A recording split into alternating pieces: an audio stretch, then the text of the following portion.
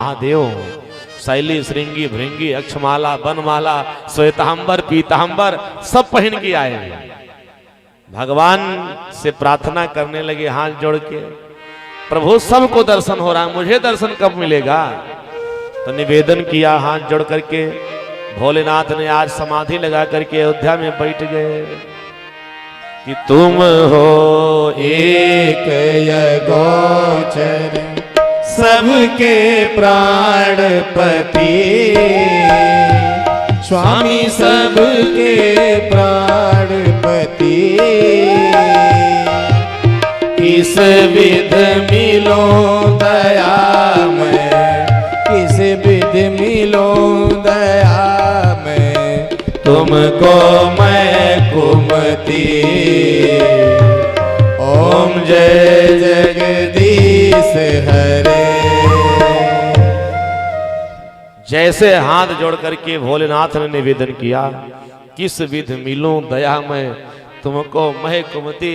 प्रभु लगता है कि मेरी बुद्धि ये अब बिगड़ गई है, कुछ विवेक काम नहीं कर रहा है, कहाँ क्या त्रुटि हो रही है मैं समझ नहीं पा रहा हूँ। कृपा करिए, जब अवधवासियों को दर्शन मिल रहा है तो हमें दर्शन कब मिलेगा?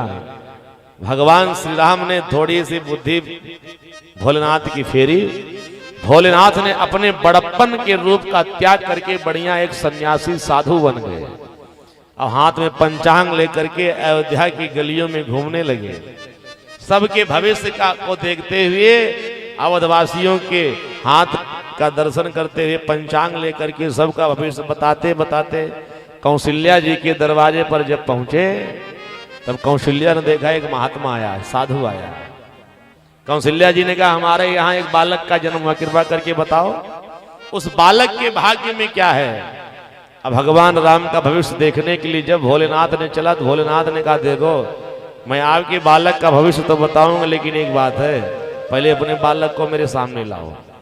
कौशल्या जी थर थर कांपती हुई संत महात्मा के रूप में भोलेनाथ थे, गोद में लेकर के राम जी को पहुंचे।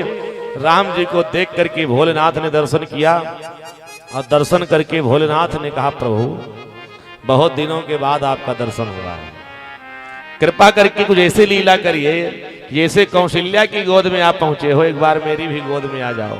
अब आपका अपने गोद में लेके दर्शन कर लेता, अपने जीवन को धन्य कर लेता।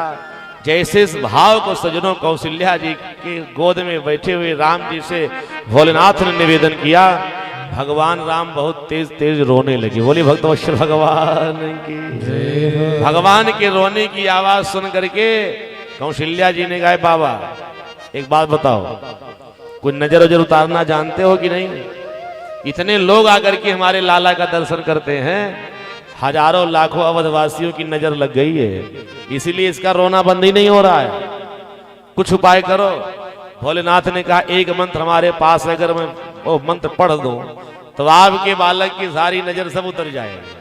अब भोलेनाथ ने भगवान का ध्यान करके मंत्र पढ़ के जैसे फूंक लगाई तो भगवान और तेज चिल्लाना शुरू किया। कौशल्या जी ने कहा बाबा दाढ़ी बाल इतने बड़े बड़े रख के साधु बन के आए, जानते सुनते कुछ नहीं, आपके मंत्र पढ़ते ही तो मेरे बेटे के रोने में जो कमी आनी चाहिए तो रोना और बढ़ गया। भोलेनाथ ने कहा इसी नजर लगी है ना कि उतरने वाली नहीं, उतरेगी कब? जब तुम अपने लाला को मेरी गोद में दोगी तब। बोली भक्तवत्सल भगवान की।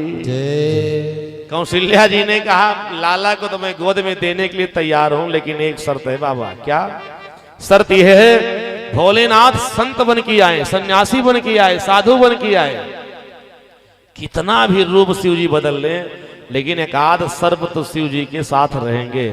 गले में एक विषधर सर्प लपेटे थे। कौशल्या जी ने कहा आपके रूप को देख करके मैं चौथे पन में वृद्ध हो गई हूं, मैं थर थर थर थर कांप रही हूं। अपने लाला को आपकी गोद में दूंगी तो मेरा लाला तो भयभीत हो जाएगा। भोलेनाथ ने कहा मैया तुम्हें पता नहीं है, एक सर्प से कभी डरने वाला नहीं, जानती नहीं है कौन है? ये तो हजारों सर्पों के ऊपर शयन करने वाला है।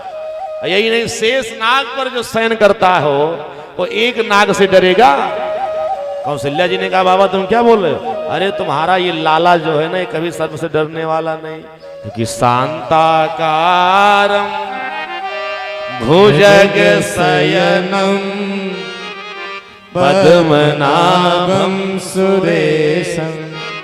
भगवान तो शेष नाग की सैया पर सोने वाले, एक नाग को देख करके कहां डरेंगे, और वो भी शांत रहते। शेष नाग की सैया पर भगवान शयन करते शांत, और हम आप सब एक सर्प देख लें तो अशांत हो जाते। बोले भक्तवत्सल भगवान की। हमारे बेडरूम में एक सर्प निकल आवे रात्रि में घर में, और चाहे 10 मिनट के बाद गायब हो जाए, पूरे परिवार को रात भर नींद नहीं आएगी, कहीं छुपा ना हो रात्रि में आके डस ले। एक सर्प देखने के बाद ये जीव अशांत हो जाता है, और भगवान शेषनाग की सैया पर शयन करके शांत रहते। शांताकारम भुजग शयनम। भोलेनाथ ने कहा चिंता मत करो, एक सर्प कुछ कर नहीं पाएगा, आप मेरी गारंटी है, जिम्मेदारी मुझे दो। भोलेनाथ ने आज अपने हाथ को फैला दिया। गोस्वामी तुलसीदास जी कहते कौशल्या जी ने भगवान राम को भोलेनाथ की गोद में दिया। भोलेनाथ ने मंत्र पढ़ करके अपने जीवन को धन्य करते हुए जो फूंक लगाए, भगवान जो रुदन कर रहे थे खिलखिला करके हंसने लगे। सारे संसार में भोलेनाथ की जय जयकार होने लगी। बोले गौरी शंकर भगवान की जय।